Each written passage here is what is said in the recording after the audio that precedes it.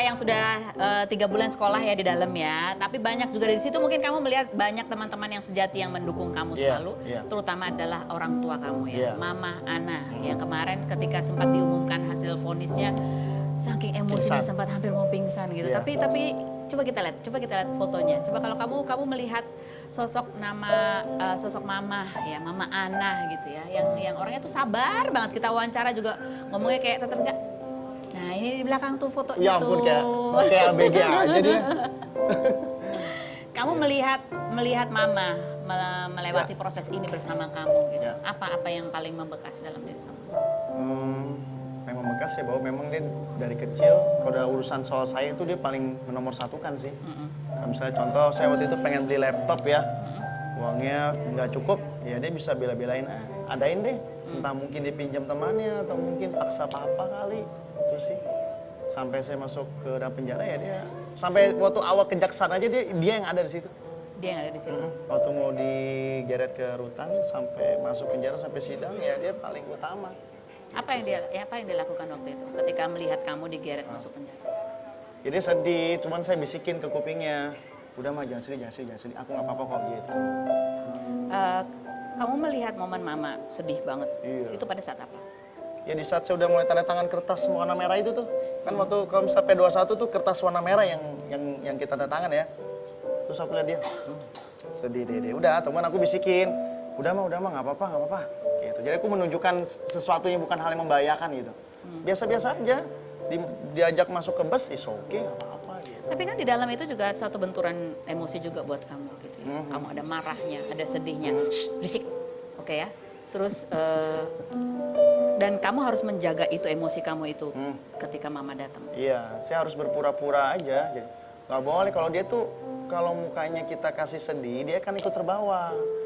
Lebih baik kita kasih itu yang seru-seru gitu loh. Makanya Mama suka bingung sama tim juga, misalnya ada teman yang datang ke lapas sama KLP gitu. Ini anak dituntut 4 tahun masih masih cengak-cengir terus gitu. Padahal itu sebenarnya. Ya sebenarnya tuh ada rasa kekhawatiran di dalam hati. Oke. Setelah melewati semua fase ini, apa suatu hal yang ingin kamu lakukan untuk Mama kamu yang sudah? Ya paling harus dibahagiakan gitu. Ya, gimana caranya? Caranya saya belum temuin ya. Tapi saya yakin lah saya bisa membahagiakan dia nanti. Gitu. Dan itu pun saya rasa juga nggak cukup untuk membalas itu semua. Cuman setidaknya ada lah yang saya lakukan. Calon menantu seperti apa sih yang akan kamu cari untuk bisa membuat Mama bahagia? Dia mah orangnya kuncinya tuh sayang juga sama dia gitu. Jadi jangan cuma sayang sama Krisnya aja, tapi sama Mama, sama adik, sama Papa tuh harus sayang semua. Gitu. Terus kalau udah nikah ya harus pinter-pinter bagi waktu antara sama istri ada waktu, sama ibuku ada waktu. Kamunya? Sayanya. Dulu gitu nggak? Dulu nggak. Salah saya makanya, saya tuh akuin saya salah gitu dulunya. Makanya Tuhan kayaknya ini anak mesti dikasih ujian nih. Dulu kamu lupa sama ibumu ya. Kamu lebih pro ke istrimu ya. Itu nggak boleh, kita kasih ujian. Nah itu saya rasa saya masuk ke dalam penjara tuh salah satu ujian kesalahan yang pernah saya alami dulu. Malah saya lebih pro-nya ke istri, itu salah banget. Harusnya istri itu nomor 2, ibu nomor 1. Saya tuh kebalikannya. Gitu. Oke. Tepuk tangan dulu dong buat Kris Hatta. Jadi besok dari istri yang Mama setuju, deket juga sama Mama. Ya. Yang dulu deket nggak sama Mama kamu? No comment. Tetap ya, oke baiklah. Ini tadi waktu dibilang cari istri juga harus yang kita juga harus bisa bagi waktu ke Imam. Kapten Vincent langsung tepuk tangan ya. Kapten Sigit, kita lihat dulu profilnya Kapten Sigit. Ini kemarin viral karena Kapten Sigit kemarin itu adalah hari terakhir yang mengabdi sebagai pilot, begitu ya. Pilot komersial. Dan sedih, haru, berfoto bersama penumpang dan sampai bersujud juga. Kita ingin tahu apa sih sebetulnya cerita di balik itu semua. Kita lihat dulu profilnya berikut ini.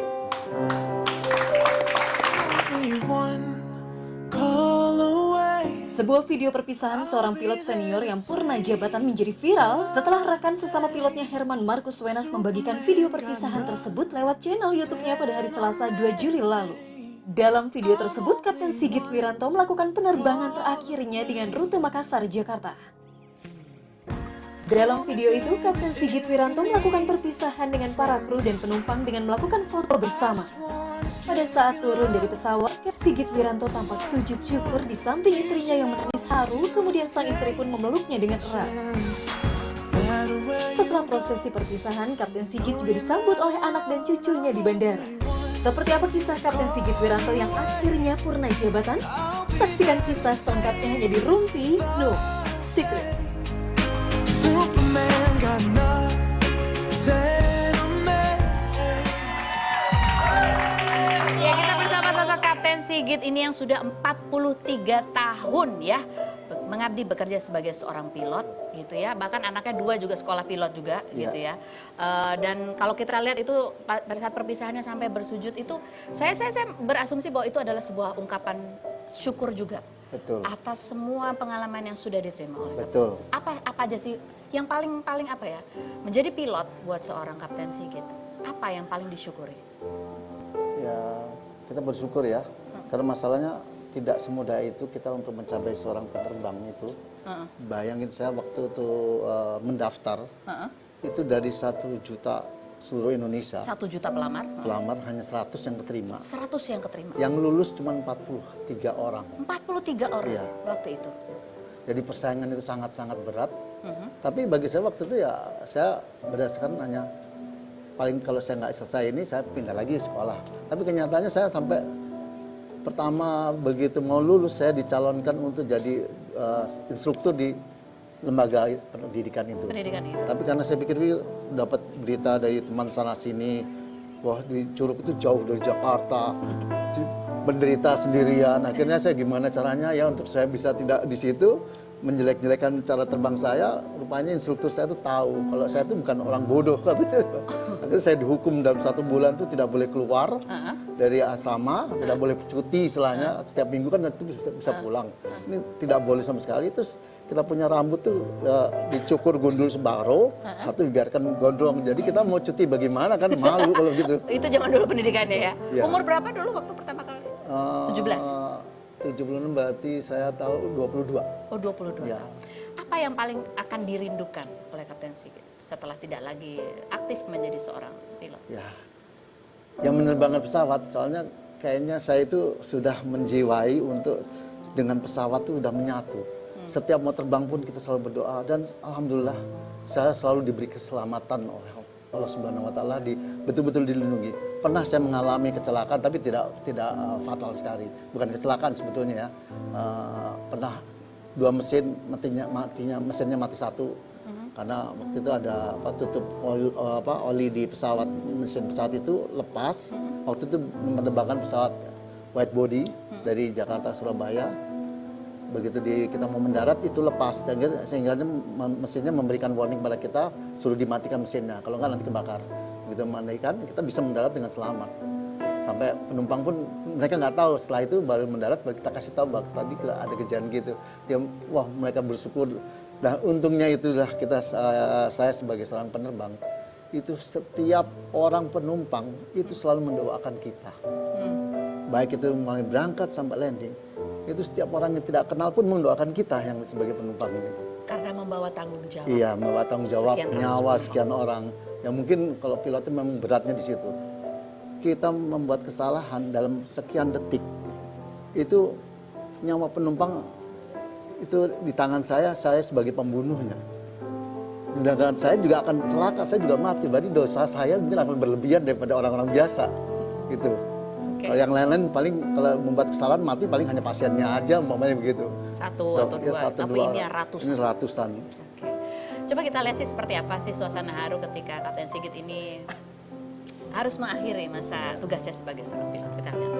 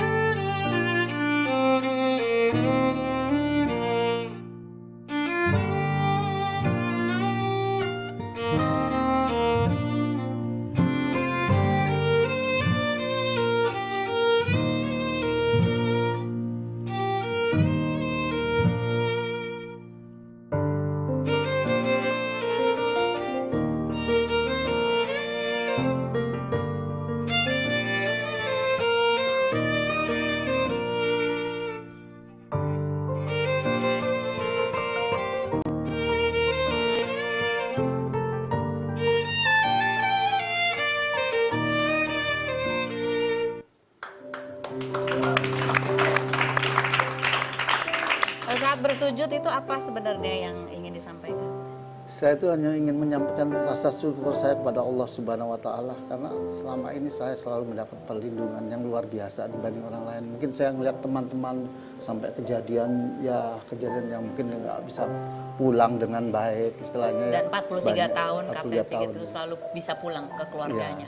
Kita mau tanya nih sama Ibu ya, mendampingi seorang pilot gitu. Apa sih yang paling ditakutkan selama 43 tahun itu, apa kekhawatiran? Sama manusia ya, pasti ada rasa takut itu pasti, tapi saya selalu membuatkan ya, kuat mengimankan kuat mental saya sebagai Mental seorang, apa? harus sebagai seorang istri ya. Oke. Kan ini tiap hari terbang Iya, gitu ya, betul. jauh-jauh jaraknya, Iya. ketemu banyak penumpang. Iya. Ada suka cemburu gitu nggak sih? Ya cenderung sama tidak. Tapi Kapten Sigit ini bertemu begitu banyak orang ketika dalam penerbangan. Ada pernah nggak sih ada mungkin ada kejadian yang tidak bisa dilupakan berkaitan dengan penumpang mungkin? Ada nggak? Sebetulnya kalau biasanya itu kita kalau di dalam pesawat sih selama tugas terbang nggak ada, tapi begitu nanti sampai mau mendarat mau menaikkan penumpang lagi yang baru, itu biasanya ada banyak macam masalah. Apa? Karena mungkin keterlambatan kita datang, kan keterlambatan itu kan bukan hanya mungkin karena istilahnya cara mereka mengatur penumpang si perusahaan ini. Ada juga karena cuaca yang sebelumnya kita mendapatkan cuaca yang jelek sehingga kita mendarat terlambat, akhirnya beruntung Sehingga lah. pernah terlambat. diomelin? Kalau diomelinnya sih enggak. Kita hanya bisa memberitahukan bahwa kejadian ini karena cuaca Seperti itu sebelumnya ya? udah Oke, jelek. baik. Ini ada salah satu pesan ini, video yang tadi itu adalah dibuat oleh salah satu anak didiknya ya, Kapten Betul. Herman begitu. Dan ini ada pesan dari Kapten Herman dari Madinah, sedang ada di Madinah. Kita lihat. Halo Kapten Sigit, yang baik hati, salam damai dari Madinah. Mohon maaf saya tidak bisa menemani di acara Rumpi Trans TV. Tetap semangat ya Cap. Selesai terbang bukan selesai segalanya. Masih banyak kegiatan yang bisa kita lakukan untuk bermanfaat di sekitar kita. Tetap semangat ya Cap, sehat dan bahagia selalu. Kapten Sigit setelah pensiun mau ngapain sekarang? Ya tadinya sih mau belajar untuk ngajar ya. Mau ngajar? Iya. Nggak mau jadi vlogger juga? Saya belum mahir dalam soal itu. Belum ada soal. Ya, untuk sementara ya paling bantu-bantu anak saya yang tadinya dia penerbang belum bisa terbang kerja di mana-mana, dia bikin usaha ya jual-jual mie ayam lewat aplikasi. Itu mau dibantu usaha Ya, bisnis ya? ya. Kira-kira akan kangen menerbangkan pesawat lagi nggak sih? Yang pasti itu pasti. Pasti. Jelas itu. Jadi gimana kalau lagi kangen? Ya kita paling kalau kita mungkin bisa istilahnya jadi penumpang di Lion kan banyak masih kenal dengan penumpangnya. Saya paling minta tolong dong mau duduk di situ. Untuk melihat aja dari belakang. Bukan melihat aja, mungkin ya duduk sebelah. Kita kan tahu kan, Oh, iya. feeling kita kan sama, Iya, nggak ada iya. beda. Jadi Apa itu. reaksinya atau kejadian-kejadian kita nanti akan melakukan prosedur yang sama. Oke. Nah, baik, kita masih akan berbincang lagi dengan Kapten Sigit. Selain berikut ini tetap di Rumpi.